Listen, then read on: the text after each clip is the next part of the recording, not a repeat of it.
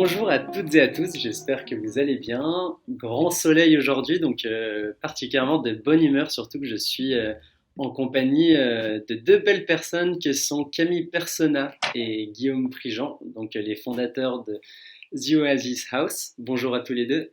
Bonjour Vincent, merci de nous Bonjour accueillir Vincent. dans les découvreurs. On est ravis d'être là aujourd'hui. Avec grand plaisir, merci à vous deux. Écoutez, on va commencer bien en tête, hein. Je vais vous laisser vous présenter puisque chacun avait des parcours différents et assez pleins déjà. Moi j'ai plutôt un profil hôtelier. J'ai fait l'école hôtelière de Lausanne, ensuite un master HEC entrepreneur. J'ai toujours été passionnée par l'industrie du tourisme, donc ensuite j'ai travaillé en développement hôtelier, plutôt dans l'hôtellerie de luxe, notamment chez les RL. Puis ensuite j'ai rejoint Airbnb, complètement différent mais intéressant d'avoir aussi la vision d'une structure tech avec l'intégration de beaucoup d'automatisation de process. Et voilà, donc ces deux mondes, hôtellerie plutôt classique et plateforme tech dans le tourisme, ont aussi contribué au développement de Oasis France. Merci Camille. Moi de mon côté, j'ai un profil plutôt immobilier et financier, donc très complémentaire au profil de Camille dans le cadre du développement de The Oasis House. Moi je suis originaire de Normandie, j'ai fait un bachelor à l'ESSEC et je me suis assez vite passionné par l'urbanisme et l'immobilier.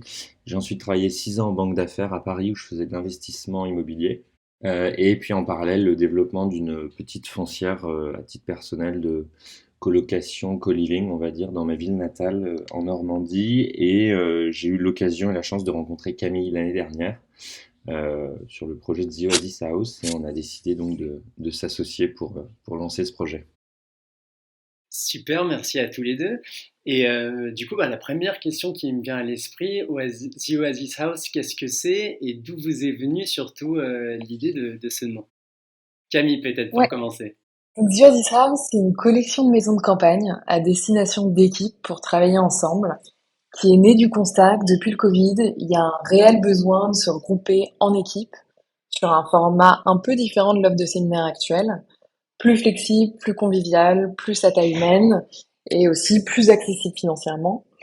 Euh, on propose donc une collection de maisons entièrement privatisables dans laquelle on va être vraiment en autonomie avec son équipe. Et c'est des maisons qui ont toutes les infrastructures adéquates pour bien travailler, donc des solutions de travail optimales, comme on peut l'avoir au bureau de manière classique dans des villes comme Paris, Lyon, Bordeaux, Marseille. On va essayer de se mettre vraiment à proximité des grandes villes, mais tout en étant dans un cadre ouvert avec un panel d'activités dans la maison et aux alentours. Nous, on propose vraiment aux entreprises une solution clé en main. C'est une expérience authentique et sur mesure qu'on construit avec l'organisateur, pardon, sur les volets suivants. Donc, le choix de la maison en fonction de la taille de l'équipe, l'élaboration des repas. On a plusieurs formules différentes qu'on propose et le choix d'activités. C'est aussi un volet qu'on a beaucoup développé ces derniers mois. L'objectif est vraiment d'apporter une valeur ajoutée aux équipes sur, voilà, en partant des objectifs, quelles activités et quels prestataires seront les plus adaptés pour répondre à ces objectifs et qui leur permettront d'avoir une expérience vraiment différenciante, authentique, pouvoir bien déconnecter et créer du lien avec ses collègues.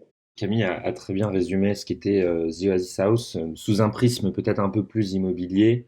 L'idée est de créer voilà, une foncière de maisons de campagne, transformer une maison de campagne qui est souvent perçue comme un centre de coût en centre de revenus, avec la création d'une nouvelle classe d'actifs, un peu comme on a pu le voir avec le coworking, le co-living, où on a eu l'évolution des modes euh, les usages d'espace du bureau, de l'habitation et demain de la maison de campagne. Voilà, sous un prisme plus immobilier, on va dire. Pour bien comprendre, les maisons dont on se parle sont la propriété de The Oasis House, où vous faites ça entre guillemets en ce qu'on appelle light asset, donc vous sous-louez par exemple la maison, voilà, comment ça se passe? Alors non, on a vraiment une vision de création foncière où on détient les lieux. On achète des maisons à proximité, comme je le disais, de villes comme Paris, Lyon, Bordeaux, Marseille, en commençant par Paris, parce qu'on veut vraiment avoir justement la maîtrise du lieu. On fait des travaux et on crée un produit dans l'hospitality avec justement différents usages. L'idée est que ces maisons répondent aussi bien en semaine à une clientèle business avec des séminaires, des séjours d'équipe, des off-sites, mais aussi en privatisation le week-end à des bandes familles, des grandes familles, des bandes d'amis qui veulent se retrouver et qui parfois ont du mal à trouver une offre de maison avec un grand nombre de chambres. On va avoir des maisons entre 10 et 20 chambres, mais qui sont voilà, facilement accessibles, bien rénovées, avec des prestations, je dirais, hôtelières. Parce que pour vous donner un exemple, toutes nos maisons ont des salles de bain ensuite. Tous les espaces sont vraiment pensés justement pour ce double usage, travail et loisirs. Ce qui fait que si vous venez le week-end avec vos amis, vous n'allez pas du tout ressentir, je dirais, une ambiance plus corporate. Mais si vous venez avec vos collègues en semaine, vous allez être, voilà, vous allez avoir les espaces dédiés pour travailler et, et une maison super chaleureuse et conviviale. Et avec l'essor du télétravail, alors là on est dans une situation où finalement une société dispose d'un bureau, hein, donc probablement pardon, dans l'une des grandes villes citées, mais est-ce que même des sociétés avec l'essor du télétravail vous ont déjà demandé si elles pouvaient s'installer à terme, peut-être quelques jours par semaine, comme un coworking dans la maison en question en fait? Et pas que pour un événement particulier et profiter de ce beau cadre pour se retrouver. Ouais, ouais, bah, tout à fait. Les enjeux, je dirais que la vision de The Oasis House, c'est vraiment de s'ancrer dans les nouvelles manières de travailler et proposer à des équipes de venir de manière récurrente dans nos maisons. Donc, ça peut être une fois par trimestre, une fois par semestre. Ça peut être aussi sur un format où les organisateurs nous louent la maison pour plusieurs semaines et voilà, font venir leurs équipes. Ça peut être 10, 20, 30 équipes d'une même entreprise qui viennent dans nos maisons les unes à la suite des autres. Donc ça, c'est aussi un système qui plaît bien. On a eu effectivement des demandes d'entreprises qui nous ont émis l'idée de louer la maison pour quelque temps. Et ça, je pense qu'effectivement, ça pourra avoir du sens sur une location sur plusieurs semaines. Là, aujourd'hui, pour vous, à titre d'exemple, nous, on a vraiment démarré de manière artisanale. C'est ce qui est beau dans l'entrepreneuriat aussi, mais d'apprendre en le faisant. Donc, on a démarré en louant des maisons euh, pour tester à la fois toute l'expérience, l'opérationnel, les besoins des équipes. On a notamment fait ces séjours avec Conto et Conto, à titre d'exemple, souhaite effectivement envoyer plusieurs équipes dans une même maison, les unes à la suite des autres. Donc c'est un système qui plaît beaucoup et donc ça vaut pour des entreprises qui sont en 100% remote et qui ont besoin de se retrouver avec des gens qui habitent dans le sud, euh, d'autres qui ont carrément à l'étranger et qui ont besoin de se retrouver de manière récurrente. Mais ça fonctionne aussi très bien pour des équipes qui sont au bureau et qui ont 1 ou 2 jours de télétravail par semaine et qui ont besoin de créer du lien parce que ça c'est vraiment un élément fort et c'est de là qu'est né The Oasis House. C'est de créer du lien avec ses collègues. Après le Covid, on a vu que on avait justement besoin de pallier aux problèmes enjeux RH post-Covid, de fidéliser ses employés, recréer du lien, permettre à ses équipes d'avoir un sentiment d'appartenance fort à sa boîte, d'être super motivé, voilà, de fidéliser ses équipes. Et donc ça, c'est aussi un enjeu pour les organisateurs et RH, et c'est aussi la raison pour laquelle une solution comme la nôtre, en plus dans des maisons conçues pour cet usage, est super adaptée. Et on voit bien depuis le démarrage, depuis 2 ans, qu'il y a une forte traction pour justement ce type de séjour, et c'est une solution qui plaît beaucoup, et on est très content. Peut-être que je rajouterais en complément de ce que disait Camille, c'est vrai qu'au moment de lancer un projet comme celui-ci, on a souvent deux options, qui est la version light asset ou le fait de développer cette foncière. Nous, on est parti du postulat que en fait, l'offre de belles maisons de campagne à proximité de Paris qui pouvaient correspondre à notre cahier des charges était pas ou peu existante. Donc c'est l'une des raisons pour lesquelles on a voulu la création de cette foncière. Et le deuxième argument par rapport à ça, c'est qu'on considère qu'il y a une création de valeur qui est forte aussi sur l'immobilier. Et donc c'est la deuxième raison qui nous a poussé à vouloir développer justement cette collection de maisons en propre, où on maîtrise parfaitement l'actif et son environnement pour répondre au mieux aux besoins de nos clients B2B en semaine et B2C le week-end. Oui, et là, alors c'est peut-être un peu plus le passé de Camille, mais je pense que vous en avez largement discuté tous les deux. Mais c'est vrai que l'aspect image de marque et finalement s'adresser à The Oasis House, qu'on soit dans le Perche ou plus tard en Auvergne ou au Pays Basque, même si c'est des demeures qui vont être différentes, peut-être thématisées différemment, on va retrouver vraiment le même type de standard et d'expérience finalement, comme dans une belle chaîne de boutiques hôtels par exemple. Et donc du coup, vous avez un peu plus de maîtrise de ce point de vue-là aussi. Et d'harmonie en fait entre les différents lieux. Oui, c'est exactement ça. L'idée, c'est, au même titre que le développement d'une chaîne d'hôtels, avoir un ADN commun entre les maisons, c'est-à-dire le même confort, la même prestation hôtelière, les mêmes types de services. Euh, mais chaque maison mettra en avant les activités locales, aura aussi une déco complètement différente pour bien s'intégrer en fonction du lieu.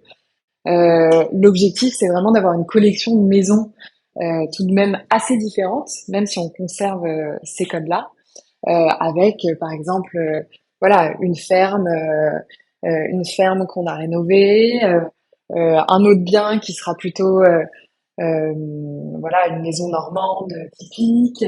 L'idée, c'est tout de même d'avoir une collection de maisons assez diversifiée pour justement donner envie que ce soit des équipes ou des particuliers, de tester une maison, puis une autre, puis voilà, venir fréquemment découvrir nos maisons pour la qualité des prestations qu'on propose, et pour justement cette découverte de l'environnement local, avec des repas différents. On fait vraiment attention à mettre en avant le circuit court, et travailler avec des prestataires locaux, que ce soit pour les activités ou pour l'opérationnel des maisons.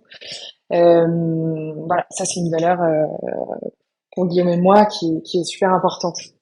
Donc dans le choix des prestataires, etc., c'est un vrai choix que de justement aussi redynamiser ces collectivités, euh, et avoir un concept global en fonction du lieu. Justement, par rapport à ce point, ça m'intéresse qu'on le creuse un peu plus. Alors, c'est en train d'évoluer, hein, ça a même déjà un peu évolué, mais ça fait penser peut-être au début d'Airbnb, où justement ces notions d'automatisation, de dépoussièrement de l'hôtellerie avaient un peu fait jaser, où en fait on opposait de manière un peu peut-être trop mécanique l'ancienne et la nouvelle hôtellerie. Comment vous faites justement pour bien intégrer vos différents projets dans le tissu local? Comment même vous redynamisez finalement la vie socio-économique à l'endroit où Ouais. vous ouvrez une nouvelle maison? Alors en fait, ça part dès l'initiative du projet, puisque nous, dès lors qu'on a identifié une maison, l'une des premières choses qu'on fait, c'est de rencontrer les collectivités, la mairie, le maire, les services de l'urbanisme, déjà pour sonder un peu quel est leur avis par rapport au projet, et on est assez surpris de voir que le retour est généralement très positif. Ils sont ravis de voir des gens comme nous qui viennent dynamiser un village, un écosystème. Donc, sur toute la phase de conception, c'est comment, sur des enjeux RSE, on améliore les enjeux environnementaux du projet sur l'optimisation d'isolation, de production d'énergie et autres. Et puis sur des enjeux aussi sociaux de comment faire travailler des gens localement. Donc ça, c'est sur la phase de conception. Et ensuite, sur la phase d'exploitation, ben, un peu de la même manière, comment on régule la consommation de nos actifs sur des enjeux encore écologiques. Et puis par ailleurs, sur le fait de travailler des équipes locales, comme le disait Camille précédemment, on pense à tout un, voilà, un écosystème de services que peut être un homme ou une femme de ménage, un taxi, un traiteur, un restaurateur, des activités sportives et culturelles à proximité. Donc on fait très attention à ça et ça fait vraiment partie de nos valeurs et ce qu'on souhaite défendre. C'est voilà comment on vient dans un village et on y crée tout un écosystème favorable à tous. Et pour assurer l'harmonisation dont on parlait tout à l'heure, là, il s'agit de pas mal de parties prenantes.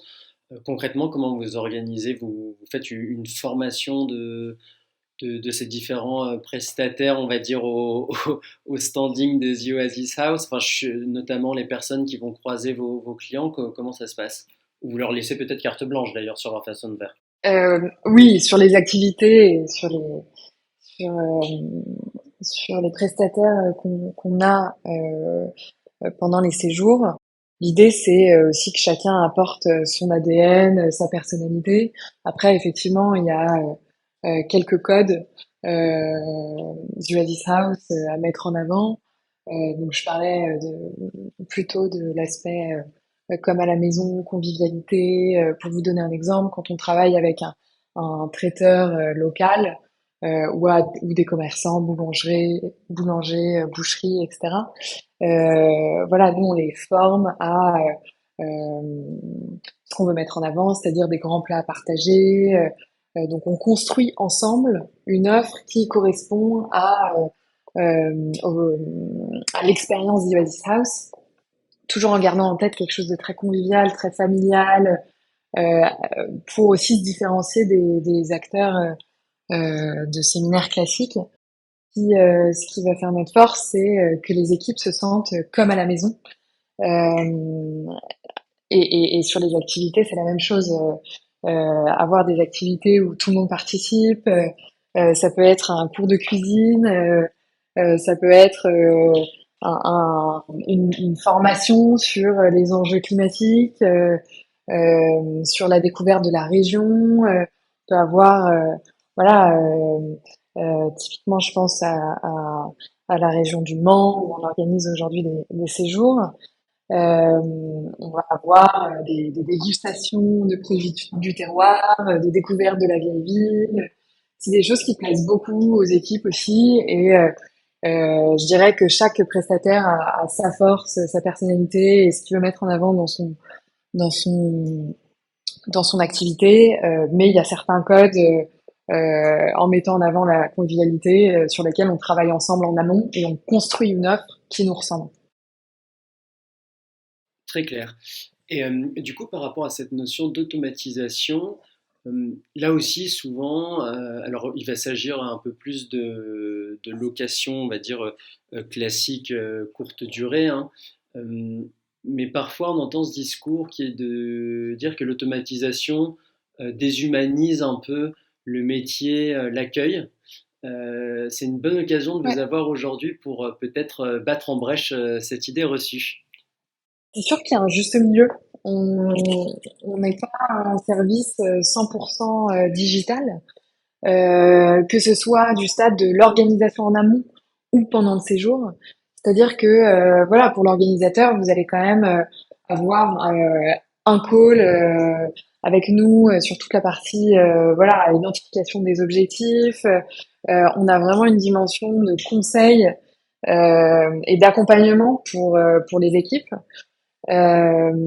Ensuite, sur la partie durant le séjour, je dirais que notre force, c'est aussi de pouvoir s'adapter en fonction des équipes. Il y a des équipes qui sont ravies d'avoir un check-in, check-out autonome. Voilà, ça c'est quelque chose que j'avais beaucoup vu aussi dans mon expérience chez Airbnb, mais parfois un check-in autonome qui est très bien fait, fonctionne très bien.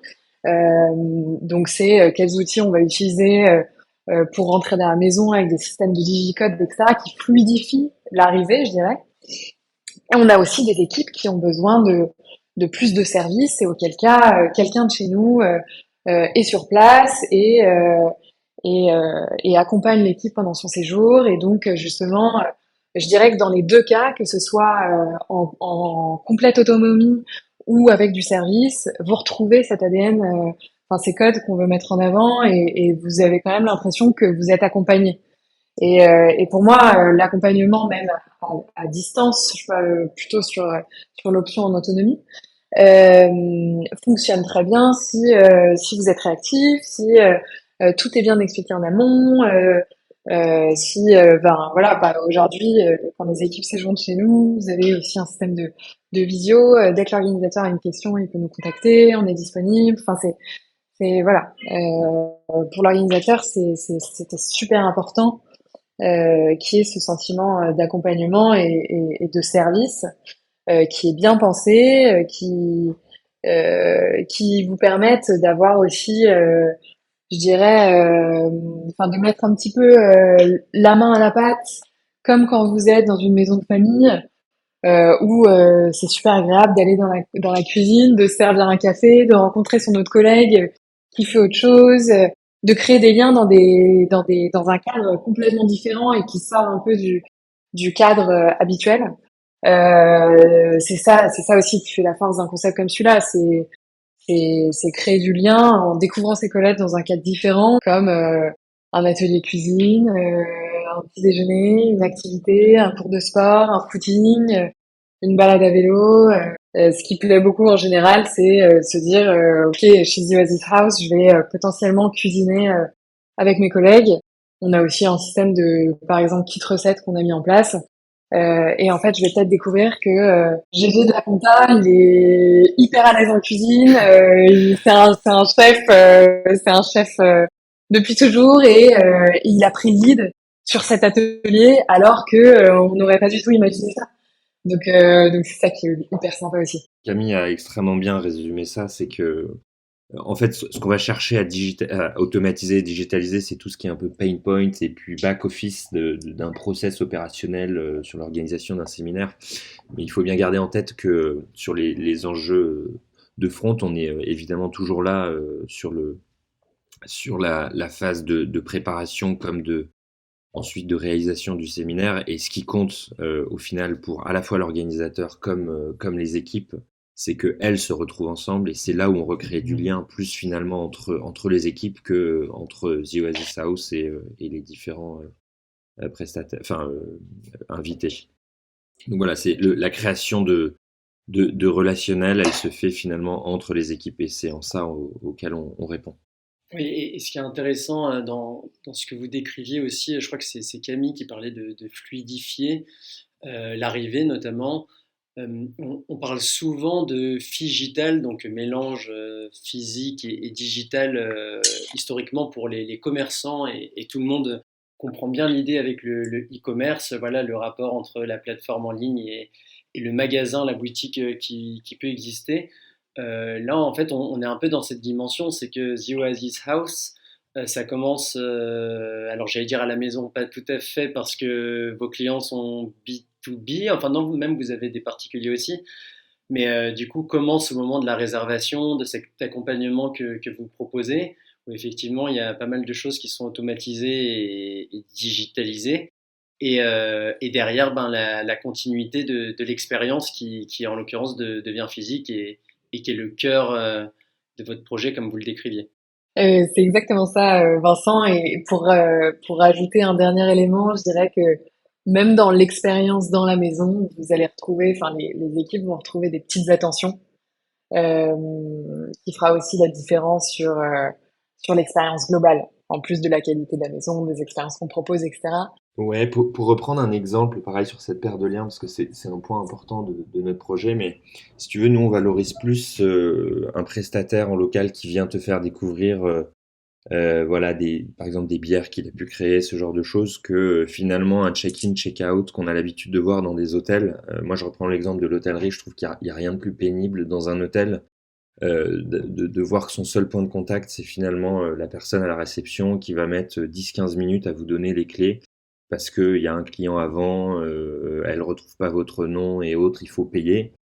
Finalement, quitte à avoir du lien, autant qu'il soit qualitatif et qu'il soit fait au travers de Ouais. prestataires pour vous proposer des activités plutôt que sur du process opérationnel en tant que tel. Pour reprendre l'exemple là, de la cuisine avec GG, je sens que je vais bien m'entendre avec lui, j'aime bien ce genre de profil. C'est que finalement, pour décrire l'expérience sur site, on est sur une journée professionnelle dans un cadre qu'on pourrait qualifier de personnel, la maison de campagne familiale ou entre amis qu'on aime tous en fin de compte. Ouais, c'est exactement ça. C'est exactement ça. Je dirais que notre valeur ajoutée, ça va être de vous garantir que vous allez avoir un Wi-Fi excellent, parce que pour travailler à 20, 30 personnes, il faut avoir un Wi-Fi infaillible avec la fibre. Il faut aussi avoir une pièce qui n'est pas la salle à manger, le salon ou le bar dans la cuisine pour pouvoir bien travailler. Un endroit où on peut faire une activité, ça peut être un cours de yoga, un atelier peinture, euh, d'autres options, et qui ne sont pas les pièces de vie classiques. Ensuite, vous allez avoir une cuisine qui est conçue pour justement avoir une partie d'équipe qui prend l'apéritif, prépare le dîner, une autre qui joue aux cartes. Enfin voilà.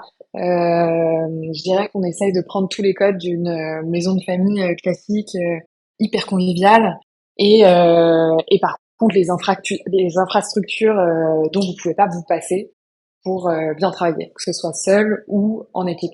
Guillaume, tout à l'heure, parlait de plusieurs chantiers qui sont en cours.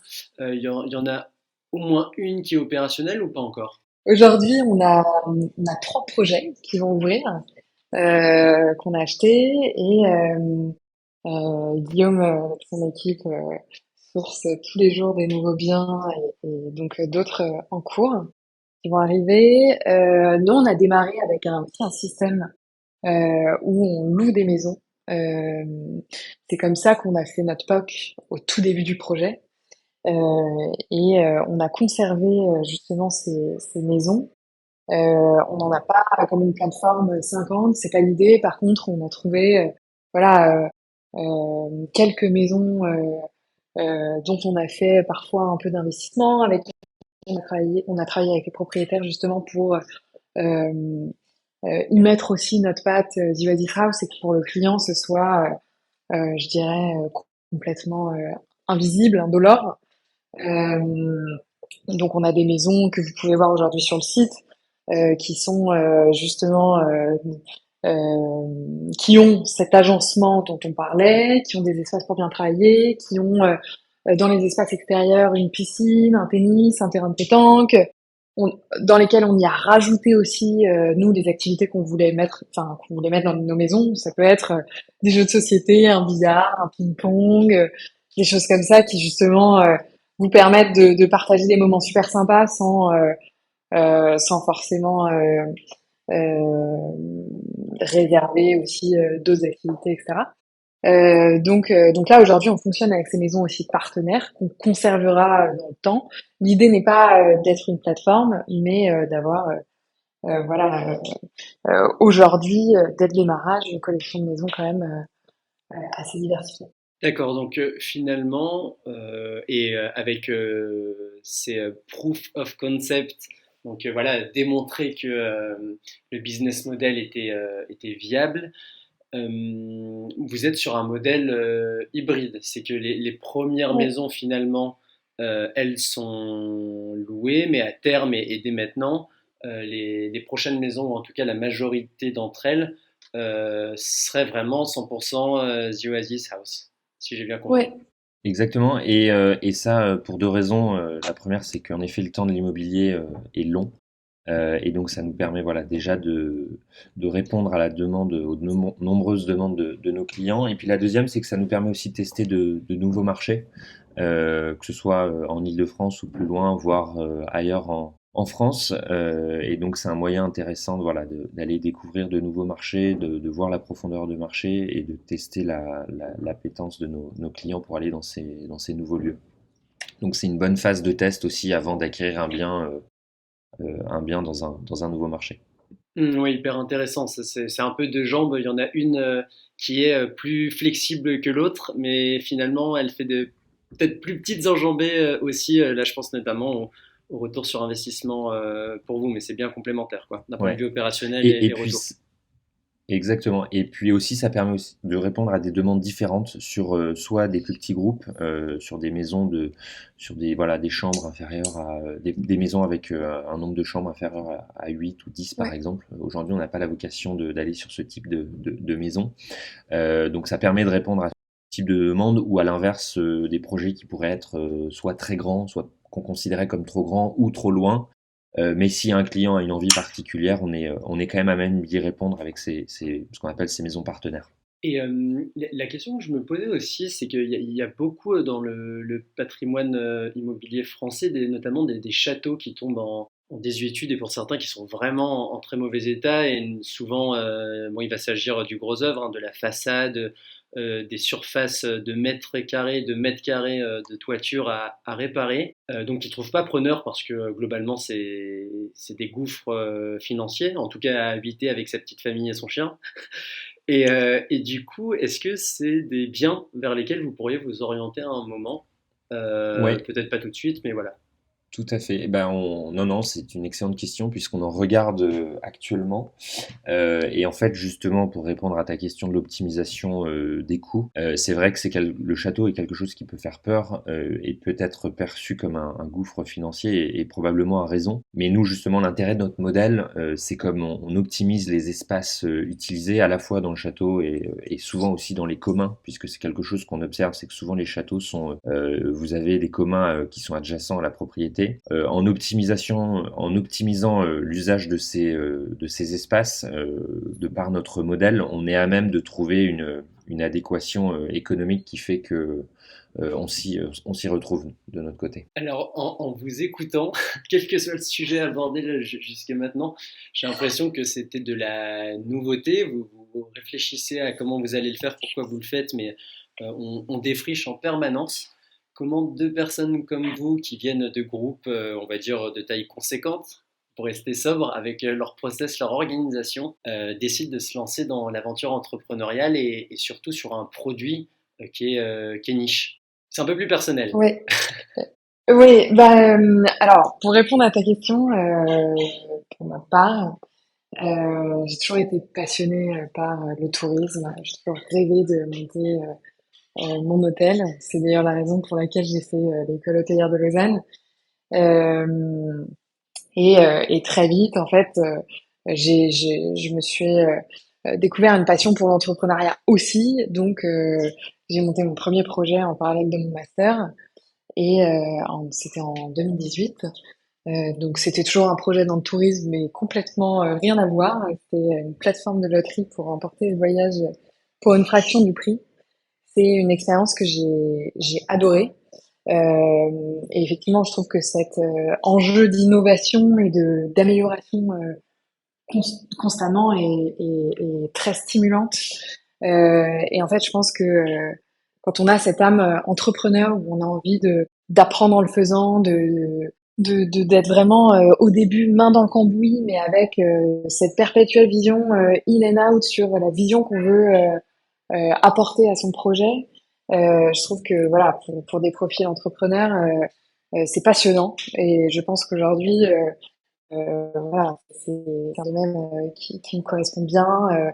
arriver au boulot tous les jours et se dire en fait cette journée va absolument pas ressembler à celle que j'ai vécue la semaine dernière et ça change tous les jours, il y a des nouveaux enjeux tous les jours, il y a une montée en compétences qui est quotidienne, à la fois sur des éléments plus pro, découvrir un nouveau sujet, comment j'intègre la partie grosse dans mon projet que je connaissais moins, enfin, voilà, il y a un apprentissage qui est constant et qui est extrêmement stimulant. Et d'autre part, c'est une aventure humaine qu'on vit avec Guillaume tous les jours, avec nos équipes. Je dirais que l'avantage de l'entrepreneuriat, c'est d'être motivé et stimulé tout le temps. Qui nous relie aussi avec Guillaume, bien qu'on ait des profils très différents et du coup très complémentaires, parce que voilà, chacun a aussi ses forces et ses compétences dans des domaines différents et ce qui fait justement la force de notre équipe. Guillaume, après une telle déclaration. Non, mais c'est super intéressant et je rejoins Camille sur beaucoup de points. Moi, pour ma part, j'ai toujours eu cette âme d'entrepreneur. J'ai des parents qui étaient chefs d'entreprise en Normandie, donc je pense qu'il y a une part un peu héréditaire à ça. Euh, donc voilà, toujours cet esprit entrepreneurial. Depuis l'âge de 16 ans, j'ai toujours eu on va dire, mes petits business, mes side business, que ce soit pendant mes études ou pendant mon expérience chez Goldman. Et puis en parallèle, mes premiers projets immobiliers aussi à titre perso, qui pour moi étaient aussi une forme d'entrepreneuriat, toujours lié à l'immobilier, puisque c'est vraiment quelque chose que j'affectionne. Et puis, et pour autant, je ne pensais pas, voilà, monter ma boîte, cofonder ma boîte avant 30 ans. Je m'en sentais pas forcément capable, on va dire. Et puis, j'ai eu la chance de rentrer a permis de déverrouiller pas mal de choses et l'envie de cofonder ce projet ensemble. Et une phrase que j'entendais beaucoup avant et que je comprenais pas vraiment, qui était seul on va plus vite, à deux on va plus loin. Et en fait, pour moi, c'est exactement ça, à la fois l'entrepreneuriat et l'idée de cofonder quelque chose. C'est que si je regarde un peu dans le rétroviseur, à une distance assez courte, finalement moins d'1 an, mais je me dis, moi, tout seul, j'aurais pas été capable, j'aurais pas eu la force de faire tout ce qu'on a fait à date. Et c'est ça aussi, comme disait Camille, la beauté de l'entrepreneuriat, c'est que c'est vraiment une aventure humaine.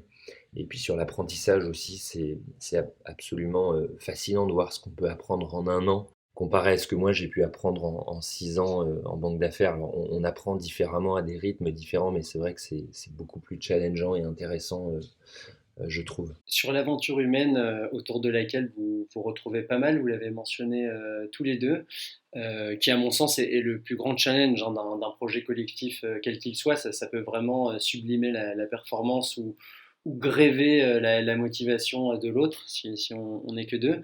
Comment on choisit son associé? Comment on fait pour trouver un associé au-delà de l'émission qui cartonne? Quels conseils vous auriez à donner aux jeunes entrepreneuses et entrepreneurs qui nous écoutent? C'est amusant parce que c'est une question qu'on me pose souvent et je suis souvent sollicitée par des équipes en train de se monter ou un entrepreneur qui a besoin de rechercher son associé et qui me demande comment t'as fait pour rencontrer Guillaume et comment ça s'est fait. Et pour être très honnête, je pense que c'est le sujet le plus compliqué qui, moi, m'a pris du temps. J'ai rencontré Guillaume il y a 1 an et ça faisait déjà 1 an que j'avais démarré le projet. Et cette recherche d'associés a duré quand même un petit moment pour trouver la bonne personne, parce qu'il y a énormément d'enjeux qui rentrent en compte. Il y a la partie compétences et complémentarité qui est clé. Il faut vraiment trouver quelqu'un, selon moi, qui n'a pas le même profil que vous, qui va avoir une manière de travailler, une vision différente. Enfin, non, qui aura la même vision justement, mais qui aura une manière de travailler différente et qui a des compétences complémentaires. Parce que dans le quotidien, ce sera extrêmement utile de pouvoir être challengé sur différents aspects. Et ensuite, il y a cette partie fit humain qui est clé et qui est indispensable pour que l'équipe fonctionne. Moi, j'avais pas mal creusé des profils différents, fait énormément de rencontres, ce qui était aussi passionnant. Et à chaque fois, j'essayais quand même d'avoir une ligne directrice, donc des questions phares que je pose, s'assurer qu'on a la même vision, une vision commune, que on est sur la même longueur d'onde, que le projet nous passionne autant, que on a des valeurs qui sont similaires, que les manières dont on veut faire évoluer ce projet, justement en se basant sur ces valeurs, sont les mêmes. Donc je pense que ça, Guillaume pourra vous en parler, mais effectivement, nos premières rencontres étaient assez amusantes de ce point de vue-là. Moi, je suis arrivée avec tous mes fichiers Excel avec une trentaine de questions et voilà des tableaux Excel pour pouvoir valider ces éléments-là. Mais je pense que c'est une bonne chose qu'on ait fait au début pour valider ça justement. Je pense qu'on a eu aussi de la chance de se rencontrer et d'avoir ces profils qui sont très complémentaires.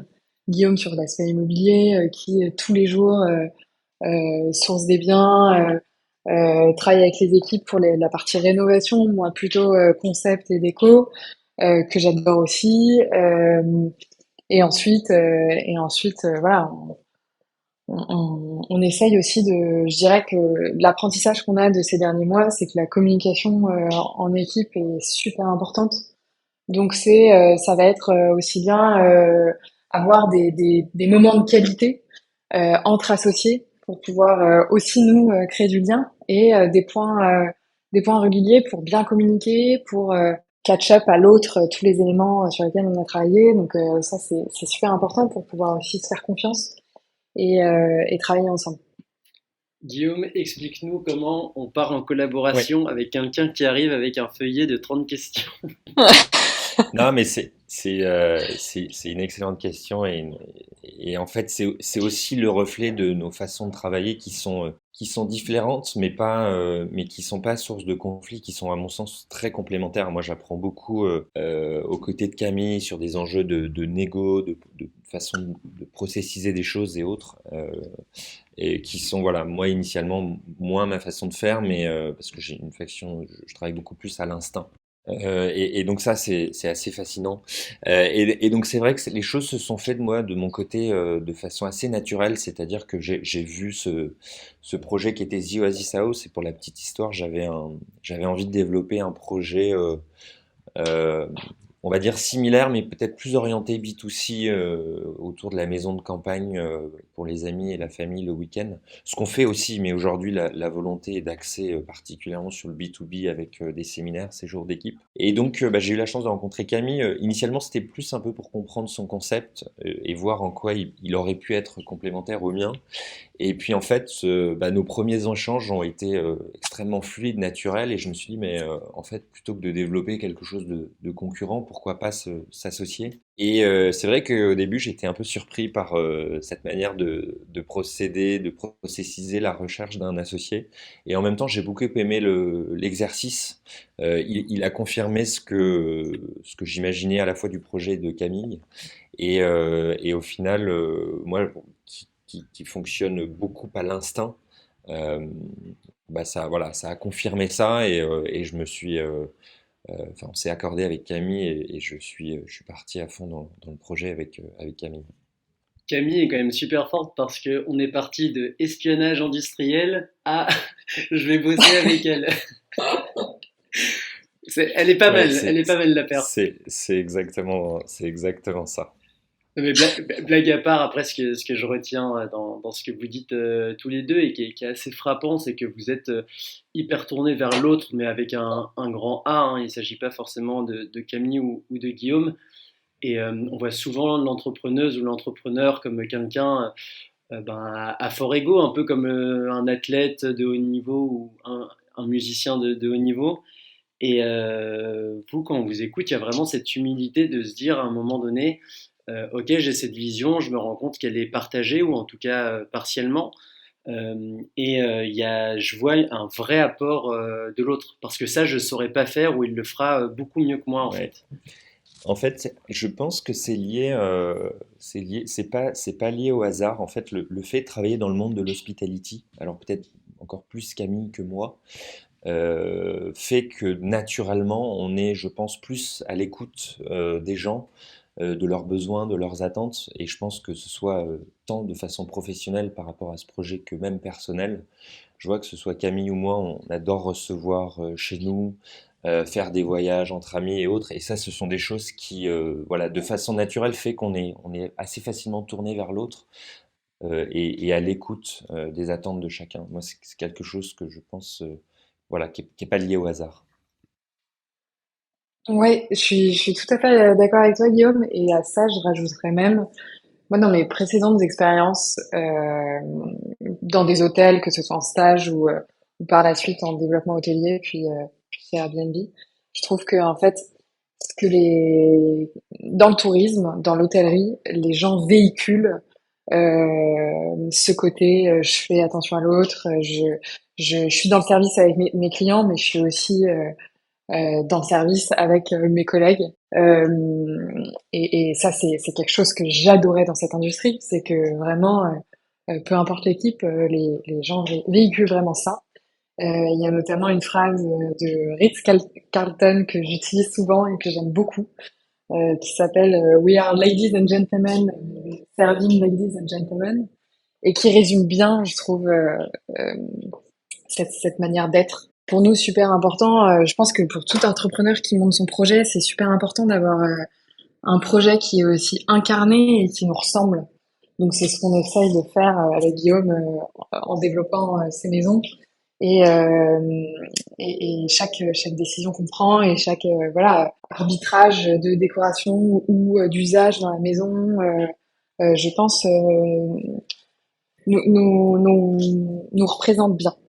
Est-ce que pour résumer, on pourrait dire que The Oasis House, l'objet de faire vivre des expériences, créer des souvenirs au travail, comme on les aurait eus avec des proches dans une maison de vacances, une maison de campagne. Ouais, Ouais, c'est exactement ça.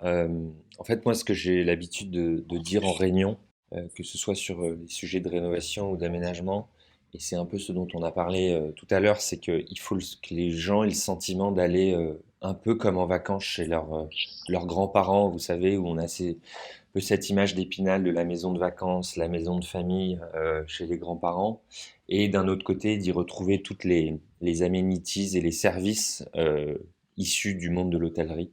Donc, comme Camille le disait, sur des enjeux de Wi-Fi, de confort, de literie, sur des enjeux environnementaux. Donc voilà, on est à la croisée des chemins entre les souvenirs, l'image d'Épinal de ce qu'étaient les vacances d'enfance en famille, et d'un autre de travailler, de collaborer ensemble avec des équipes pour, comme tu l'as bien dit Vincent, créer des souvenirs finalement.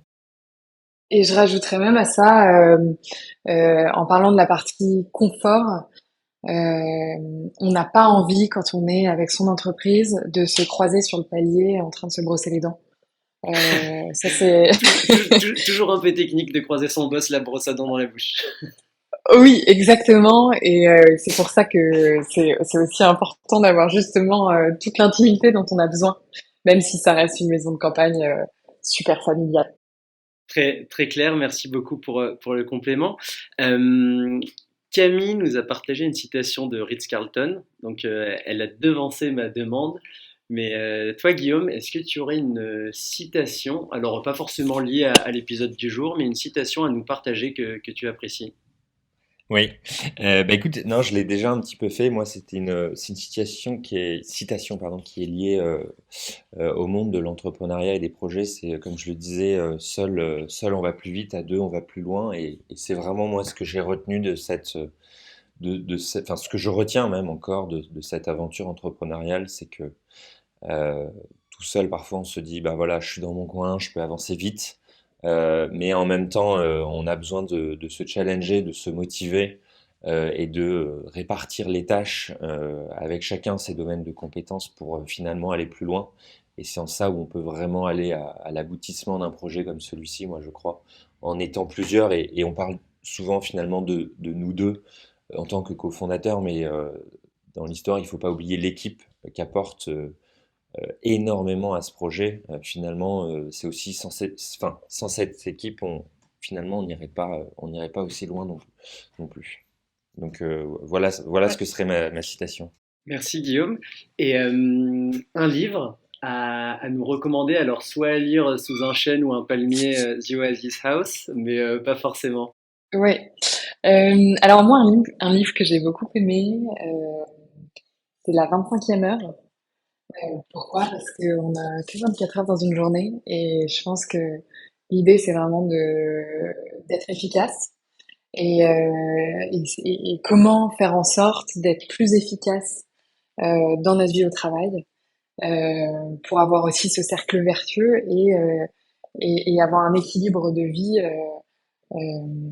qui est sain et qui nous permet de donner le meilleur de soi-même dans sa vie pro. Je trouve que c'est quelque chose qui est super important et qui est bien retranscrit dans ce livre. Merci Camille, Guillaume. Oui, et alors moi, de mon côté, c'est amusant, mais je suis moins fan des livres, on va dire, de développement personnel.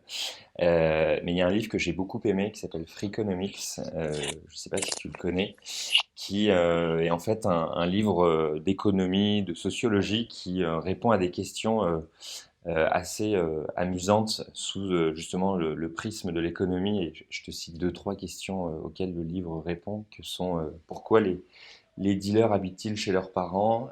Qu'est-ce qui est le plus dangereux entre une piscine et une arme à feu? Et qu'y a-t-il de commun entre un instituteur et un lutteur de sumo?